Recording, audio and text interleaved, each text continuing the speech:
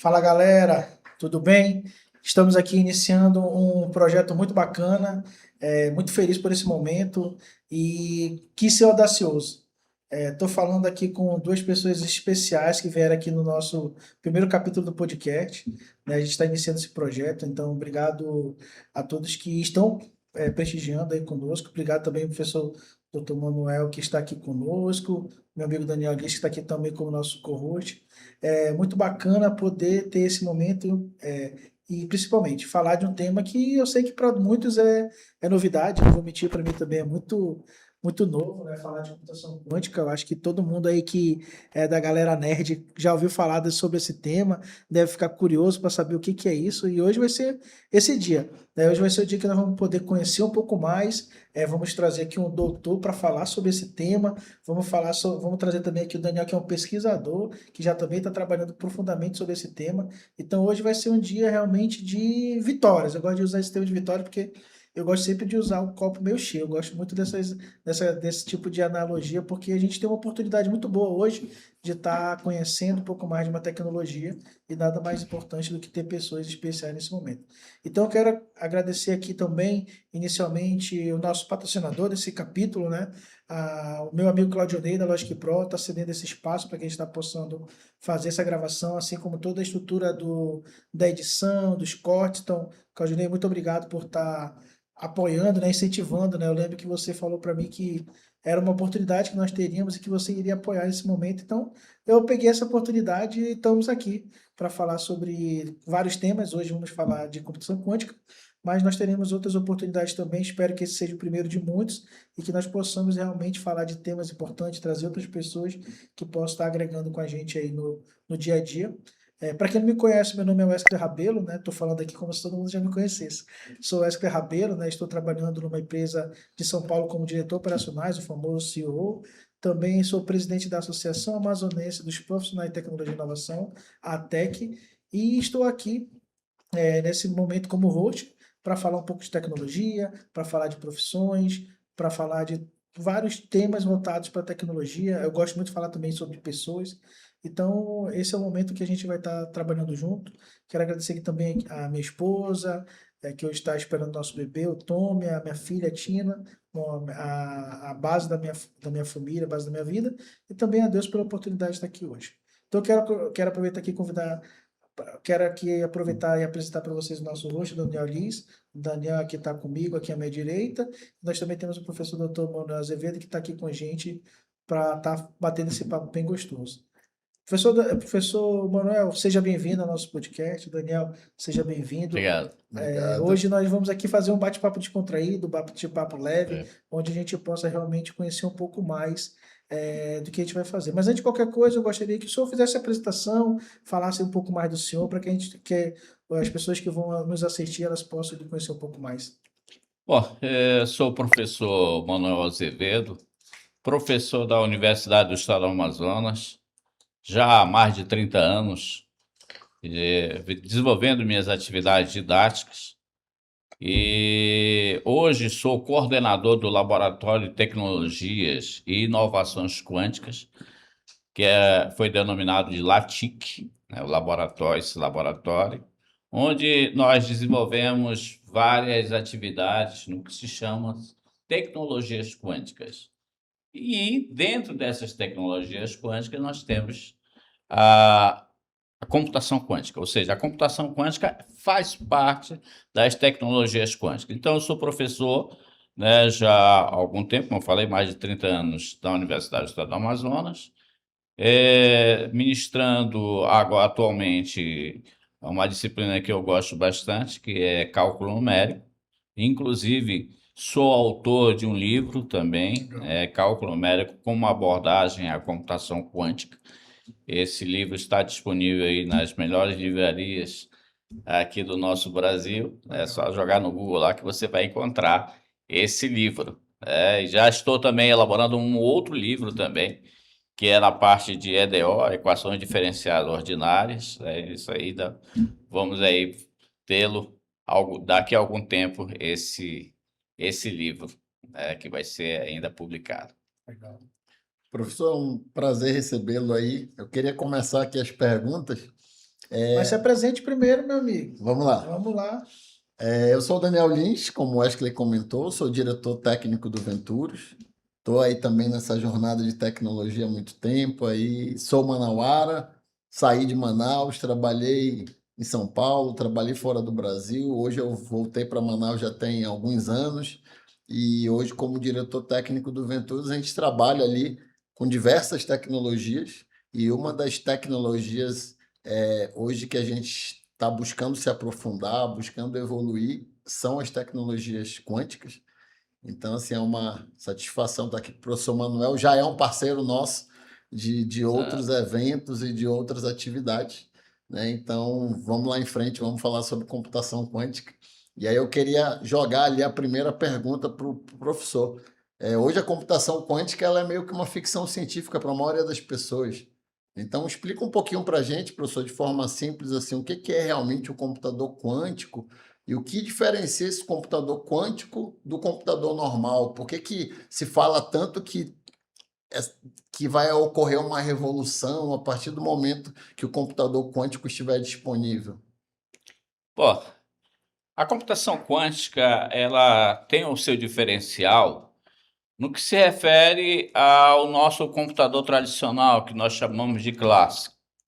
E por que ele é clássico, né? Eu vou tentar resumir de uma forma mais bem abrangente e rápida, mas os nossos computadores clássicos, que são esses que nós temos atualmente aí, eles se baseiam numa tecnologia chamada de bits, que são chamados de bits clássicos, 0 e 1.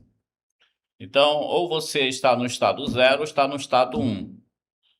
Então, não existe outra possibilidade de você trabalhar com a computação clássica que não seja exatamente baseados em bits, 0 e 1, 0 e 1, aceso ou apagado, né?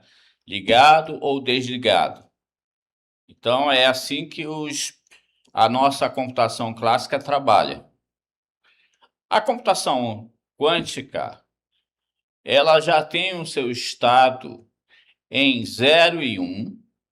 Imagine exatamente um vetor. Não sei se vocês sabem o que é um vetor, mas o pessoal, pelo menos daqui sabe, mas o pessoal de casa talvez não sabe. Um vetor, tá? É uma grandeza, né? Uma grandeza que de repente é como se de repente você traçasse dois pontos de A até B, e aí então você sai da origem que é A e vai para B. Então, onde você chega, exatamente onde está apontado o vetor. Ok. Então, os nossos computadores quânticos, eles trabalham segundo um vetor. Então, 0 na origem vai para 1, por exemplo, né? Poderia ser o inverso, 0 para 1. Aí o que acontece? Esse vetor de 0 para 1, ele pode atingir o 0, ele pode ser 1, ou pode estar num intervalo de 0 até 1. Isso que é interessante, né?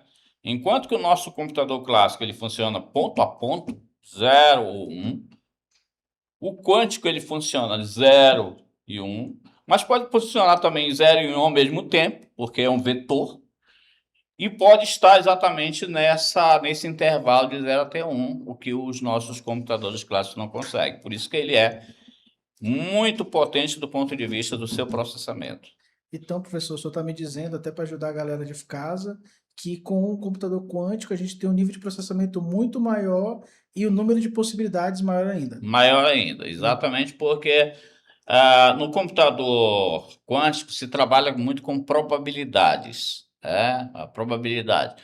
Por exemplo, se você tiver uma moeda, do ponto de vista clássico, só existem duas possibilidades: Cara ou coroa? cara ou coroa. No quântico, enquanto você não vê se ele é cara ou coroa, ou se de repente ele pode estar em pé, então, no quântico ele pode estar exatamente em várias situações. Ele pode estar em cara, coroa, ou ele pode estar em transitável, pode estar até em pé, inclusive. Não ser nem cara nem coroa. Então, o computador quântico ele consegue prever essas possibilidades, até que de fato aconteça o fato de... Exatamente, por isso que se trabalha muito com probabilidades. E trazendo um pouco para o nosso dia a dia, assim, O senhor que está pesquisando bastante, né? Até parabenizo pela iniciativa que o senhor está liderando lá na UEA com o laboratório, né, quântico. Dentro do dia a dia nosso, onde que a gente pode ver ganhos, benefícios diretos? Olha, os benefícios, eu costumo dizer que eles são muito abrangentes, né? Pode ser que, de repente, a pesquisa hoje, ele trabalhe com algumas situações. Mas, por exemplo, na área de farmacêuticos, por exemplo, né? Já existem pesquisas para o desenvolvimento de novos medicamentos que não sejam tão agressivos, né, do ponto de vista que você toma um determinado medicamento e ele faz mal para isso, para aquilo, outro tal. Ou seja, tem alguns probleminhas que de repente podem ocorrer. Os colaterais, no caso. Efeitos colaterais, exatamente. No quântico é possível desenvolver e já estão desenvolvendo medicamentos que de repente não tenham exatamente esse problema de efeitos colaterais e até mesmo sejam oriundos de plantas medicinais. Por exemplo, aqui no nosso Amazonas é possível fazer isso, tá? Uma coisa interessante que se observa, por exemplo, é que nós temos um professor lá na UEA que ele trabalha com sensores quânticos. Aí você pergunta, mas o que tem a ver uma coisa com a outra? É o seguinte, um sensor normal, né, ele vai conseguir fazer uma medida até um certo ponto, né? Por exemplo, uma raiz de uma planta, por exemplo, né? Então, um sensor normal, ele consegue atingir um determinado ponto, só até ali, e vai até ali. Um sensor quântico, ele vai mais além. E isso quer dizer, então, que a gente vai conseguir descobrir coisas que a gente não conseguiu descobrir ainda. E isso aí é graças a quem? À tecnologia quântica. O senhor está me fazendo me lembrar de um momento muito marcante aqui no Amazonas, que foi justamente na época da pandemia. E eu lembro muito bem quando a gente falava sobre a questão da vacina, que falava surgiu muito rápido uma vacina e tal. E eu lembro, e eu pesquisando sobre isso, eu recordo bem que muito se falava que com a computação quântica, Quer ver? as vacinas elas teriam uma celeridade muito maior, porque as pessoas falavam, né? A vacina demorou só 2 anos, demorou 2 anos para fazer, para ser feita, alguma coisa nesse sentido. Só que a gente for ver estudo, as vacinas demoram muito mais tempo devido Uhum. ter que analisar todas as probabilidades, todos os riscos. Então, se eu estiver entendendo bem aqui, a gente consegue concluir de uma forma bem rasa, tá, gente? Sem levar na profundidade do tema, que com a computação quântica, quando chegarmos nas mãos dos cientistas de uma forma mais acessível, a Exatamente. gente consegue fazer uma vacina com maior eficácia, com menos Isso. efeitos colaterais E muito mais rápido. e com tempo muito mais agressivo. Muito mais rápido. Legal. Isso, então, parte do princípio, né, que uma tecnologia emergente, tipo as tecnologias quânticas, e aí eu falo, como eu falei anteriormente, né, não estou falando só da computação quântica, né, nós estamos falando de tecnologias quânticas que envolvem, né, toda uma ciência, digamos assim, em cima daquilo que a gente já tem hoje. Então, hoje pode ser melhorado não só no aspecto da saúde de um modo geral, mas das vacinas e outros elementos que a gente estudou classicamente, quanticamente. Quanticamente é uma coisa que, de repente, não se estudou ainda. Ou Novas tem muito possibilidades. poucos estudos sobre isso. Isso quer dizer, então, que tem muito, mas muita coisa a ser explorada. Um horizonte muito grande, né? Muito, muito, muito, muito, muito, muito. Então, professor, dentro desse cenário que a gente está falando aqui da diferença entre computador quântico e computador tradicional, né, Clássico. computação clássica, a gente entende, então, que com a computação quântica você tem novos métodos para que você consiga ter processamentos muito mais eficientes e também realizar atividades que antes eram impossíveis na computação clássica. Exatamente. E a partir daí eu posso ter possibilidades não só de otimização de processos que hoje existem, mas também a execução de processos que antes eram impossíveis de serem realizados devido ao paradigma que nós consideramos Que nós hoje. tínhamos, que nós já temos hoje, né? A computação clássica, ela não vai desaparecer de uma forma instantânea, não vai. Mesmo porque é clássico, né? Você imagina só, imagina que de repente nós temos no mesmo mundo o clássico e o quântico. Talvez o quântico tenha exatamente propriedades, né? Porque como nós estamos num computador, num mundo clássico e quântico, é difícil dizer exatamente se uma coisa está separada da outra e não está. Faz sentido. E não está. Só que o clássico é aquilo que você consegue pegar, é aquilo que você consegue ver. O quântico não, você não consegue ver. Entendeu? Você sabe que existe, mas não consegue ver, a não ser exatamente com muitos instrumentos, né? Que a professora, por exemplo, de química, ela consegue verificar porque ela tem lá um microscópio muito potente, né? Então ela consegue visualizar coisas que de repente a gente visualmente não consegue perceber. Isso é o quântico. Então, significa dizer que realmente tem muita coisa a ser desenvolvida diante daquilo que nós já temos, por exemplo. Se você olhar, por exemplo, uma TV, é clássico. Poxa vida, nós temos aqui uma TV de 70 polegadas com alta resolução e tudo mais. Isso é clássico. Quando você jogar para o quântico, é possível desenvolver uma tela muito superior àquilo que nós temos hoje. Só para você ter uma ideia exatamente do que eu estou falando de quântica em relação ao clássico. Então, nosso futuro, ele estaria... está se desenhando uma situação onde eu vou ter dois paradigmas diferentes, o quântico e o tradicional ali. Sim. E o clássico, no caso. E aí eu vou poder escolher qual paradigma resolve melhor cada tipo de problema. Seria esse cenário? Ou hoje a gente pode visualizar que quando a computação quântica estiver evoluída, a computação clássica vai ser deixada de lado? Qual é a sua visão em relação a isso, professor? As coisas vão começar até mesmo vai começar pela própria. Isso eu estou falando por mim, né? Não estou dizendo que vai acontecer, mas eu só acho, né? Eu acho que futuramente a nossa base educacional vai ter que ser mudada. Nós vamos ter que estudar o clássico, não vai deixar de existir. O clássico não vai deixar de existir. Mas o quântico na escola é como se de repente fosse uma matéria tipo português, geografia, história, vai ter que ser normal.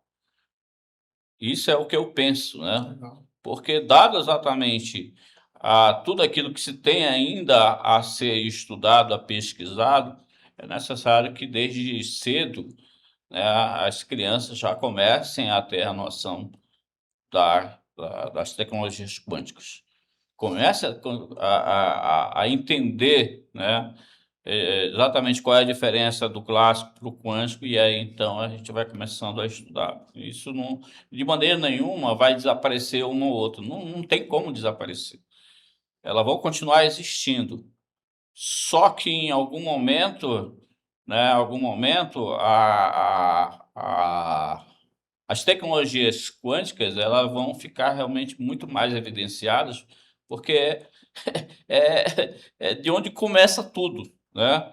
Eu brinco um pouquinho, né, exatamente levando para o campo filosófico até religioso, que, as tecnologias quânticas, como é propriamente dita, a física quântica, ela surgiu bem antes, né, da clássica, do mundo real, do mundo, né? Então, se você acredita em Deus, lá na Bíblia, lá em Gênesis, está escrito, e Deus criou o que? O homem? Primeiro, não foi o homem que ele criou. Ele criou toda uma estrutura aqui. E haja luz. Aí é quântica.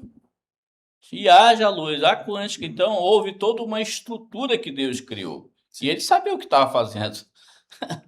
Interessante. Então, significa dizer que a gente não voltou ainda lá para Gênesis para entender exatamente isso. quando a gente começar a entender que, de repente, a quântica apareceu primeiro antes da clássica, aí realmente a gente vai começar a perceber que, de repente, a gente tem que dar importância também para a quântica. Eu entendo que o senhor está querendo trazer para a gente que elas vão se coexistir pro resto da vida até que se prove ao contrário, né? E aí eu tô pensando aqui que quando a gente fala de quântica, a gente fala muito de uma coisa mística, né? Uma coisa que parece não existir. Porque é tão incomum para uma lógica racional você Não é palpável, não é né? palpável, fica muito assim, você fica tentando encontrar um cálculo. E aí veio um insight aqui que eu acho que é a mística de toda pessoa que fala de computação quântica. Eu mesmo, quando era adolescente, tinha muito essa intenção de, eu quero pegar a senha do Wi-Fi do vizinho. E aí tinha que começar a pesquisar nos fóruns, na vida era fórum, né? Não, você vai passar não sei quantos dias para quebrar uma senha de Wi-Fi por causa das infinitas possibilidades. Eu lembrei agora também rapidamente, galera que é nerd e gosta, do filme lá do Doutor Estranho, quando ele vai verificar as possibilidades que o Thanos perde a luta, né? E só tem uma. Então, não sei se é místico, de fato, como nos filmes, né? Mas assim, parece uma coisa que realmente acontecendo, se acontecesse hoje, vai parecer que é uma coisa ou divina ou mística mesmo, porque quebrei uma senha de 15 caracteres com letras, números e algoritmos em alguns minutos.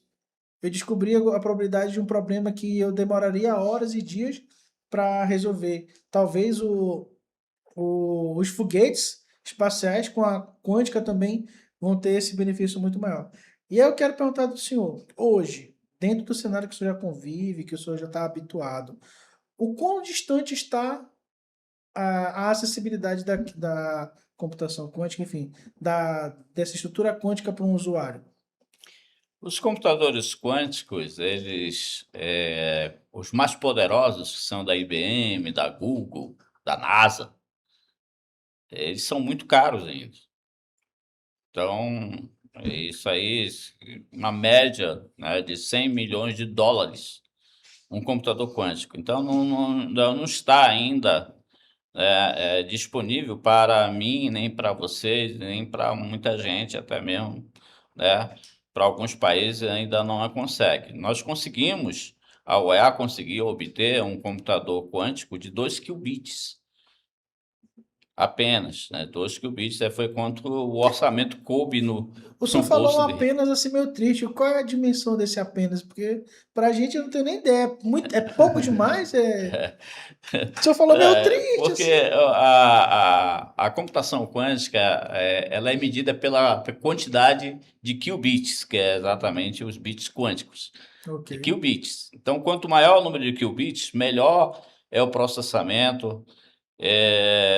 Enfim, a gente consegue desenvolver algoritmos. Então o senhor está dizendo que lá o senhor tem um computador, um doméstico ainda.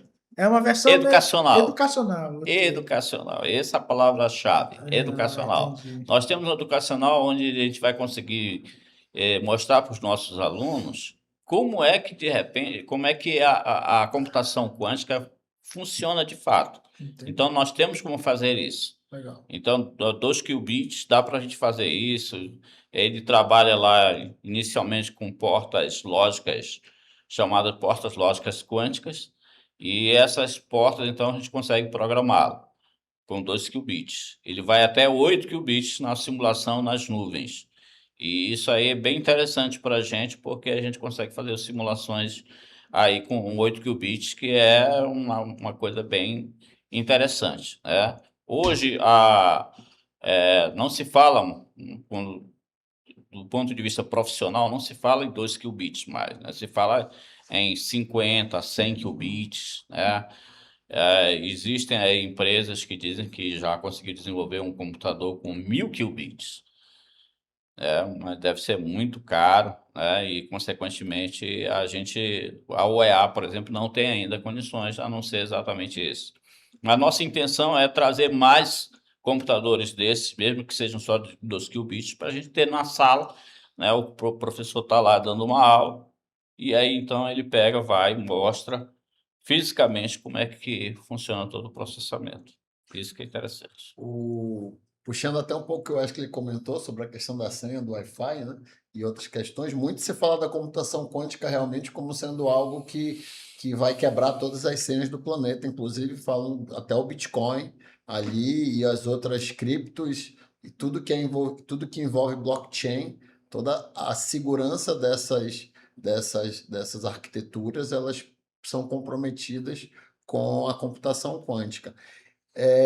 A gente também vê que é muito comum se falar sobre a questão dos algoritmos pós-quânticos, né? Onde se Sim. define ali 2030 como sendo ali o dia D, vamos dizer assim, quando um computador quântico já vai ter a força suficiente para quebrar a senha de todos os sistemas. Esse 2030 ele é baseado numa visão de um computador de X qubits que vai existir em 2030 e por isso ele pode quebrar tudo. De onde surgiu essa visão de que 2030 seria o dia D? Só falta você dizer que tá na Bíblia também. Que aí, Aí pronto. Aí realmente é místico. é mítico. Não, Se duvidar, né? o que ocorre é o seguinte, eu vou só contar rapidamente uma história aqui. Em 2006, um jovem que estava fazendo ainda o seu mestrado desenvolveu um criptossistema chamado de... E na época já era criptografia, né? Já se trabalhava com criptografia, lógico. Em 2006 nós tínhamos computadores clássicos, que não são esses atualmente, bem ainda modestos, mas conseguiu desenvolver uma criptografia chamada de criptografia quântica, mesmo sem ter o computador quântico. Mesmo sem ter computador quântico. Então, era um sonho. E esse jovem era eu. Era eu que estava lá desenvolvendo em 2006, né, durante a minha dissertação de mestrado, esse criptossistema. Sonhava eu, um dia, chegar a ver um computador quântico. Mas eu também tinha uma preocupação, que eu sabia que um dia os criptossistemas que já existiam naquela época, que era o RSA, e hoje ele é utilizado aí nas nossas transações comerciais e bancárias e tudo mais, né? Até mesmo as compras na Shein e outras mais, é utilizado exatamente o RSA e outros criptossistemas dessa natureza que se baseiam exatamente num processo, num algoritmo matemático que é difícil dos nossos computadores clássicos quebrarem. O problema todo qual é? O problema todo é que nós temos aí um algoritmo de busca, o Shor, por exemplo, que é um algoritmo de busca, e que levariam, por exemplo, nesses computadores clássicos, alguns anos. Dizem aí os matemáticos que 100 anos para quebrar uma criptografia hoje, né, que nós temos, que é segura. Por quê? Por que ela é segura? Porque os nossos computadores clássicos, eles não conseguem quebrar, mesmo com um bom algoritmo que é o Shor. Num computador quântico, já aí com mais de 100 qubits, é possível quebrar essas senhas. Legal. É possível. Se você melhorar o algoritmo de Shor, e eu já tive fazendo algumas experiências lá com meus alunos, é possível exatamente a gente conseguir quebrar alguns tipos de senha. E isso é preocupante. E é por isso, então, que a criptografia quântica ela tem que avançar.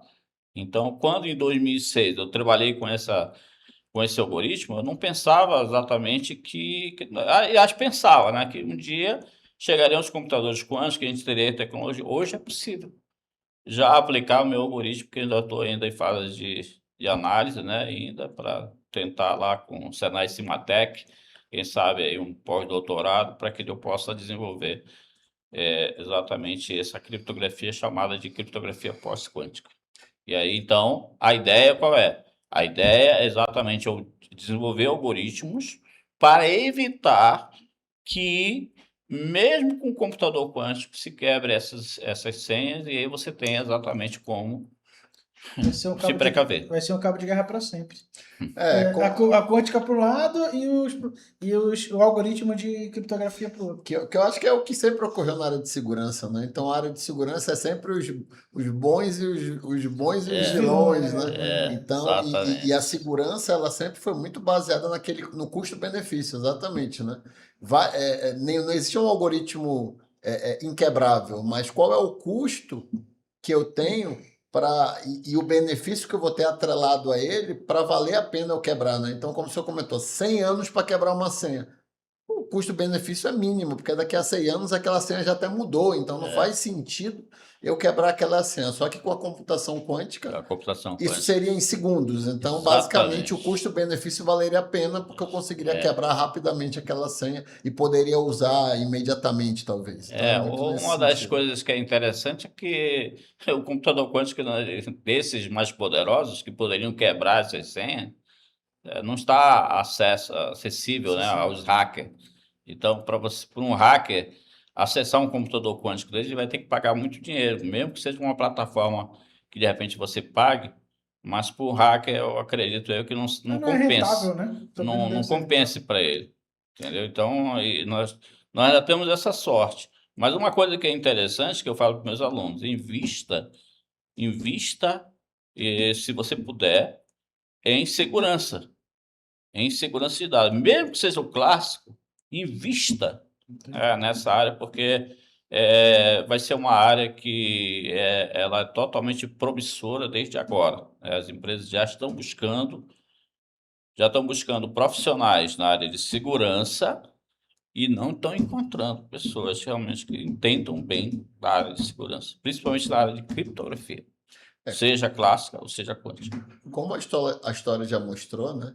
Na evolução dos computadores, o que é caro hoje, depois que vai ganhando escala, vai barateando. Então, provavelmente, um computador quântico que Exatamente. hoje são milhões de dólares, daqui a 10 anos, talvez esse cenário tenha mudado bastante. E aí, Isso. esse cenário de que um hacker ou alguém mal intencionado, ou um país mal intencionado, que queira utilizar essa tecnologia, hoje não consegue, mas amanhã ele pode conseguir. Então, na verdade, ao mesmo tempo que um país precisa evoluir na computação quântica, não é só para gerar benefícios, mas para se Se proteger. proteger. Então, Exatamente. dentro desse cenário de uma proteção nacional, qual a visão da academia, por exemplo, em relação o que precisamos fazer nesse sentido? Como que a gente consegue garantir ali a segurança dos sistemas nacionais, a própria soberania do país, considerando que 5 anos não é nada? Basicamente, se a gente for considerar a visão do NIST de que em 2030 eu vou ter um computador que poderá quebrar algoritmos, senhas e etc., e que pode comprometer a soberania de um país, qual a visão hoje da academia em relação a isso, em relação ao que precisa ser feito para que isso evolua, o domínio da computação quântica evolua no Brasil? Eu sou dos pesquisadores que falam sobre isso, mas deve ter muitos outros colegas aí que falariam talvez a mesma coisa que eu esteja falando. É necessário hoje, e já estamos atrasados. A criptografia, a segurança de dados tem que ter cursos específicos, seja eles fora da academia, fora da universidade ou na própria universidade. E isso aí já viria exatamente com uma criptografia quântica também, já para começar a ser estudada ontem, não hoje, para exatamente a gente se preparar, como já foi bem falado aqui, tá certo? É inevitável. O computador quântico, daqui a algum tempo, ele vai baratear. Eu não estou esperando 2030, não, sabe? Eu estou esperando daqui alguns anos, no máximo aí 5 anos. Estamos em 25 de 2030, mas tudo bem. Mas antes disso, eu creio que já vamos ter realmente computadores quânticos mais baratos. E aí essa moçada aí que trabalha com hackeamento aí, consequentemente vai ter acesso e aí vai ser um problema.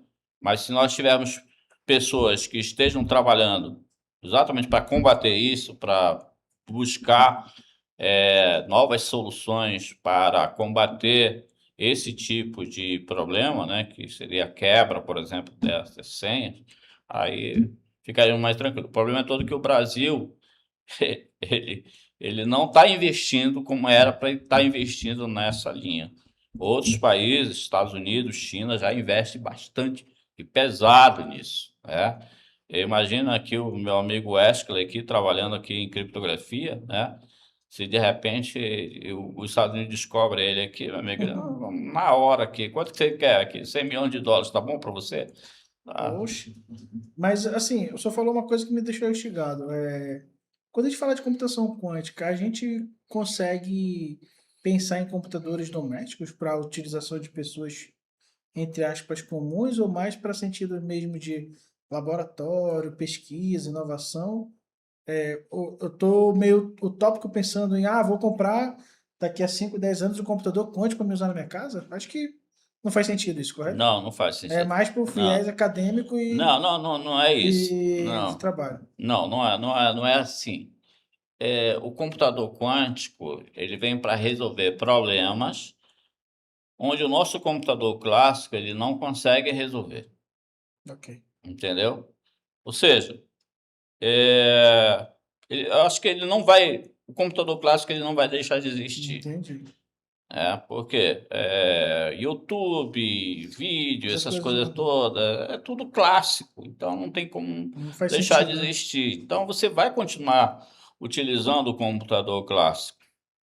Entendi. Agora, em determinados problemas, onde o computador clássico não vai conseguir resolver, o computador quântico, aí sim, ele vai Entendi. ser utilizado, Ficou claro. entendeu? Então é aí que entra exatamente, ou seja, é uma coisa que de repente não vai ser para todo mundo, Uhum.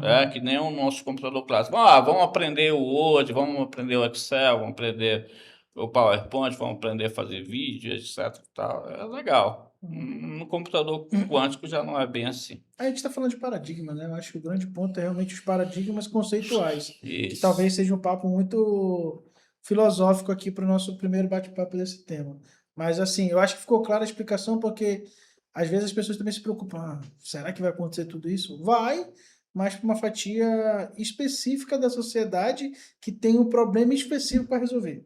Né? Não vai ser uma coisa Exatamente. assim popularizada, vamos dizer assim. Não. E onde o grande filão ali está muito relacionado a governo, né? Por isso que a É, gente fala muito de soberania, por isso que a gente fala muito de segurança, porque no final das contas ali a grande aplicação são realmente, não são aplicações pessoais, são aplicações realmente governamentais ou de grandes empresas que têm um sim. impacto muito grande e que hoje, por alguma questão, elas não são tão eficientes ou não podem ser resolvidas com a computação clássica, né?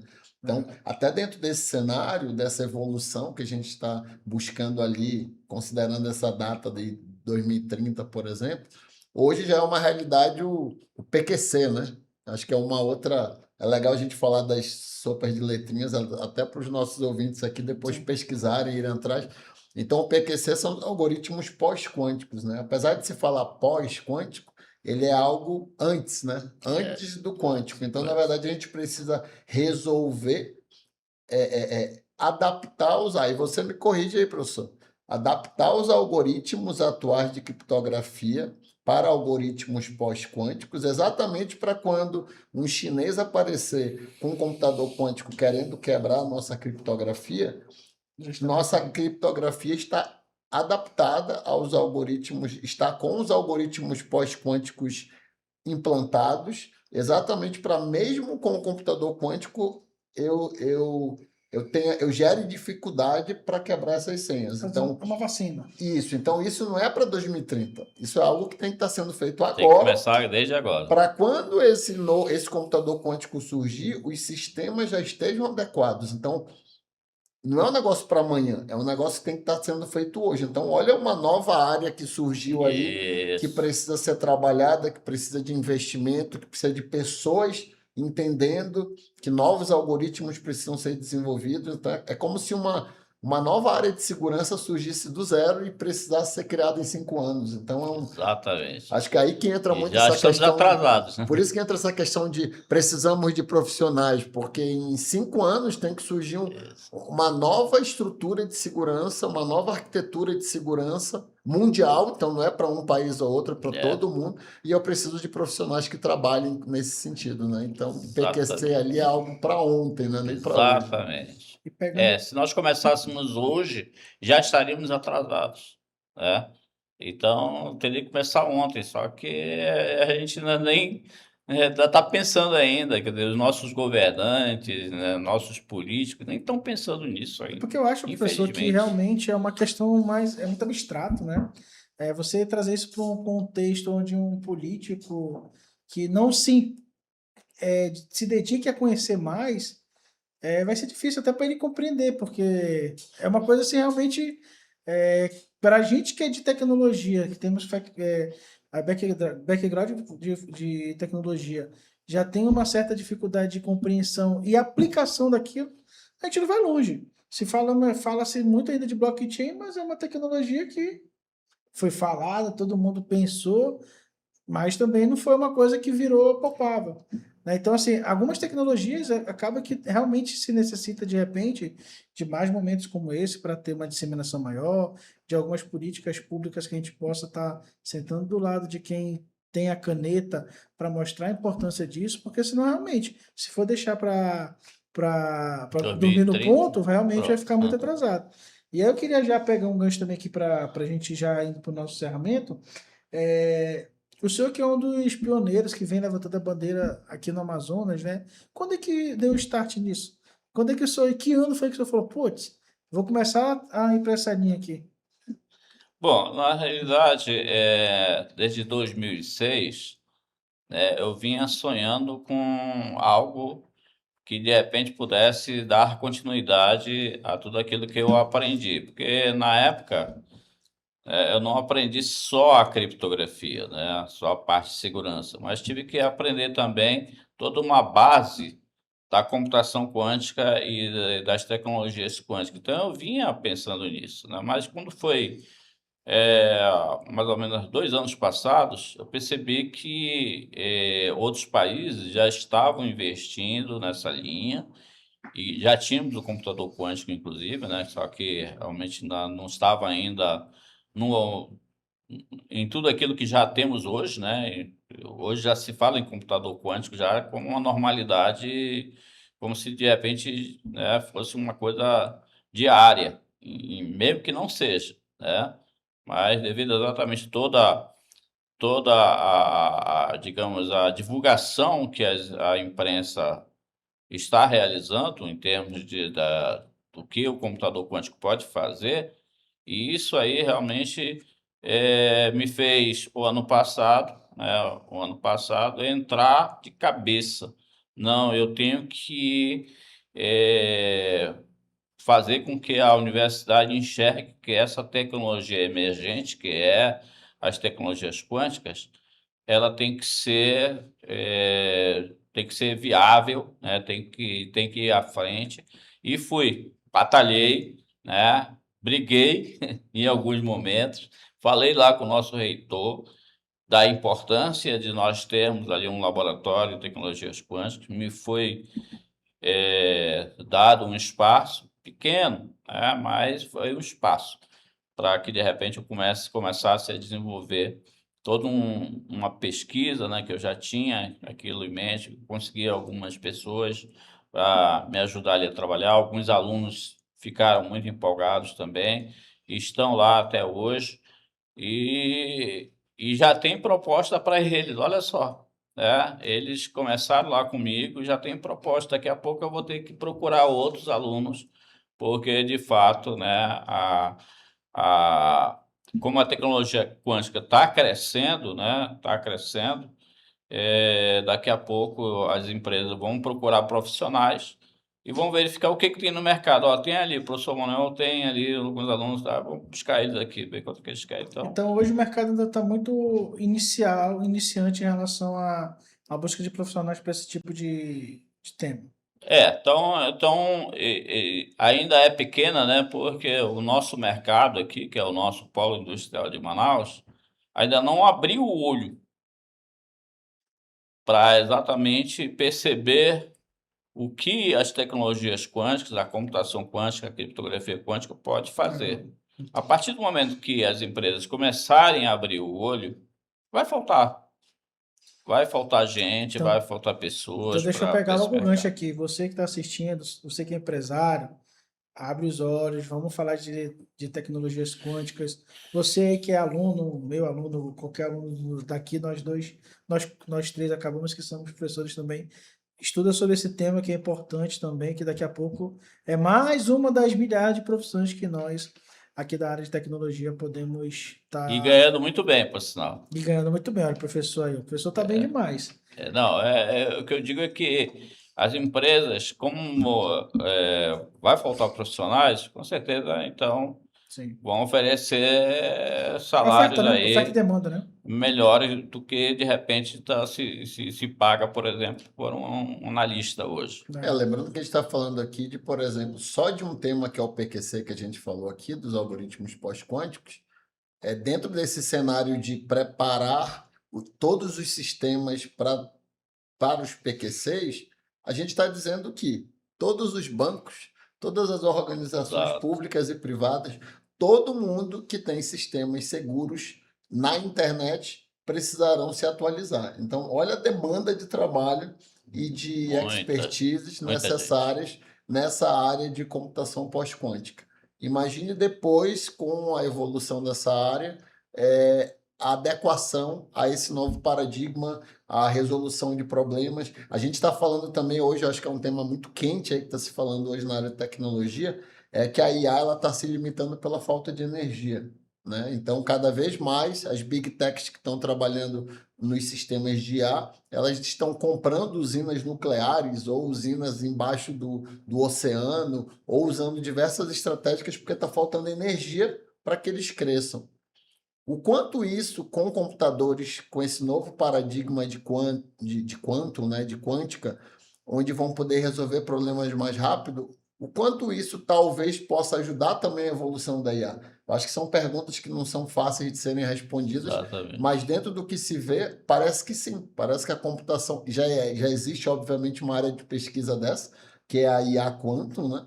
E que é a adequação dos modelos de IA para esse novo paradigma, exatamente buscando isso, né? Buscando que talvez a solução do problema de escalabilidade da IA seja a partir da quântica. Então, acho que muitos capítulos vão vir aí pela frente. Muito, muito ainda. Só para completar o que você está falando, Daniel, lá na UEA nós temos uma professora, a professora Ellen, professora doutora Ellen. Ela trabalha com a química quântica. Então, o que ela conseguiu já desenvolver ou está desenvolvendo, né? Porque isso requer exatamente investimento, né, na pesquisa, o que Sim. não é tão fácil de conseguir. Mas ela já está trabalhando. Tem no laboratório dela, tá? Depois vocês podem visitar, inclusive, está aberto. Se vocês quiserem conhecê-la, inclusive conhecer o laboratório, nós temos lá. Então, a pesquisa dela vai exatamente em cima de pontos quânticos. Interessantíssimo isso. Interesse. Ela diz que a água, por exemplo, né, um processo que ela faz lá, entendeu? E com a química, né, com os pontos quânticos, ela consegue ultrapassar e que a água não consegue. Só para você perceber exatamente o que eu estou falando assim, de uma forma assim meia... Simples, mais simples, né? mais simples possível. Mas e o que tem a ver isso? Tem a ver exatamente com o que você falou, com a energia. A energia que a gente trabalha hoje está muito cara. E com esse processo da química quântica, ela consegue desenvolver placas solares mais eficientes, mais econômicas e todos os elementos interessantíssimos, né? O bom desenvolvimento dessas placas, novas placas solares que vão surgir e já estão sendo feitas pesquisas lá na UEA. Graças a quem? A química quântica. Foge da computação, na verdade, né? Então, a gente está falando ali, como o senhor falou várias vezes, tecnologias quânticas. Tecnologias então, a quânticas. gente está focando muito em computação quântica, mas é um paradigma que vai entrar em várias ciências. Exatamente. Né? Então, todas elas vão ser beneficiadas por essa nova visão. Com certeza. Legal. Professor, só para vocês saberem, quase uma hora aqui, né? Então a gente vamos indo para o nosso encerramento aqui do nosso bate-papo. Foi muito bacana, né? mas eu quero aproveitar e aproveitar você que está assistindo, né? Vou mudar de caixa rapidamente. A Tech, ela tem esse viés de estar trazendo profissionais para falar sobre isso, né? Hoje estou aqui como também presidente da Tech, mas também principalmente como host do Tech Talk, né? A gente batizou o nosso podcast como Tech Talk. Estamos testando aí algumas possibilidades, né? Um experimento que a gente está iniciando. E você que está assistindo a gente, tiver dica de profissionais que você queira que a gente traga para cá para falar sobre não sobre computação quântica apenas, mas química quântica, física quântica. Engraçado, ironia do destino, talvez, o membro da Tech, a gente tem um pacote de membro que é o membro anual. E aí eu, com o objetivo de trazer uma coisa um pouco mais voltada para o nosso meio tecnológico, eu batizei de membro quanto. Olha aí como é que pode, né? Eu vou mandar para o senhor ter uma caixinha que a gente entrega para os nossos membros anuais e tem lá, seja bem-vindo, membro quanto. Eu faço um vídeo para eles explicando. É muito bacana. Ironia do destino, sabemos para da onde veio a parte quântica, né? Então, gente, é isso. Professor, muito obrigado Obrigado, também. por ter aceitado o nosso convite, por ter vindo aqui. Foi um bate-papo muito interessante. A gente sabe que é um tema que é novo, mas assim como também era IA, entre aspas, novo, né, que já vem se desenvolvendo há muito tempo, fez o boom, né? Então foi muito bom esse bate-papo com o senhor. Espero que a gente possa realmente outras vezes fazer outros bate-papos como esse, gerar negócio, gerar oportunidades, fazer com que a gente possa realmente alavancar. Eu gosto muito desse termo, né? Eu gosto muito de parafrasear o França, né? Que eu gosto muito de usar o termo de elevar a régua, né? Subir a régua. A gente precisa realmente subir essa régua porque, como a gente vinha falando mais cedo no back, né? A gente tem que fazer com que a comunidade ela cresça, né? E a gente faça compreender que é necessário esse sentimento de comunidade. Que quando a gente trabalha em comunidade, a gente se preocupa com o próximo, a gente se preocupa em trazer melhorias, a gente se preocupa em trazer propostas que vai melhorar não só para a minha vida, mas para a sociedade. E o meu papel, quando levanto muita bandeira de tecnologia no estado do Amazonas, é com esse viés. É que a gente possa trazer mais profissionais que possam agregar no dia a dia e quem sabe, além do Amazonas, no norte, e quem sabe, não sei se é um sonho tão utópico meu, mas fazer com que o Amazonas seja um ponto de referência de tecnologia Isso. dentro do Brasil, né? Então, assim, a gente tem muita coisa para fazer, mas eu agradeço o senhor por ter aceitado o convite. Agradeço também ao Daniel por ter vindo aqui nos ajudar como co-host aqui nesse bate-papo bem interessante. E agradeço você também que está aqui participando conosco, está nesse primeiro momento aqui conosco, participando do nosso podcast. Seja bem-vindo mais uma vez aí ao Tech Talk, onde nós vamos estar falando de tecnologia, falando de pessoas, falando realmente fazendo realmente momentos como esse se tornarem momentos importantes para a sua vida. Então, gente, é isso. Obrigado, professor. Obrigado, Daniel. Até a próxima, gente. Obrigado, então. Valeu. Obrigado, Obrigado a pessoal. vocês todos. Tchau, tchau.